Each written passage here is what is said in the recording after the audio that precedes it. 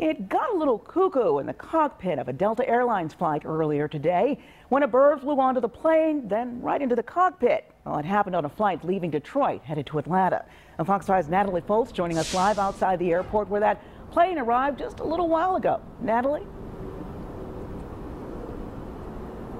Deidre, good evening to you. You know, my mom is a flight attendant, so through the years I've heard quite a lot of interesting stories, but I've never heard of a bird flying onto a plane and then into a cockpit. And what's so crazy about this story is this all happened before the plane ever left Detroit. A passenger tells me they were waiting to board, and that's when the pilot came out and told the ticket agent that there's a bird in the cockpit. Maintenance went on the plane and tried to find that bird, but they couldn't find it. They thought maybe the bird had flown out, and that's when everybody boarded that flight. So here, take a look at this video one passenger shared with us from on board the plane. Now the plane takes off for Atlanta, and a passenger I spoke with says once they were about 10,000 feet in the air, the pilot came over the intercom and had quite the announcement.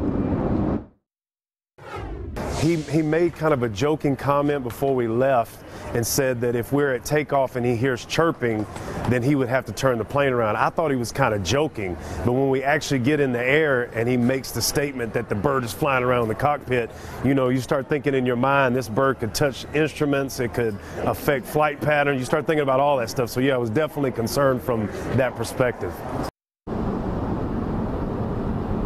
So the plane returned back to Detroit, and the passenger I spoke with, Mr. Perry, tells me maintenance immediately came on board and found that bird and removed the bird from the plane. Now, Perry tells me that overall the mood was pretty understanding from other passengers, that they were just happy that the bird was off and they could finally get on their way back to Atlanta. Reporting live in Atlanta, Natalie Foltz, Fox 5 News. Natalie, thank you.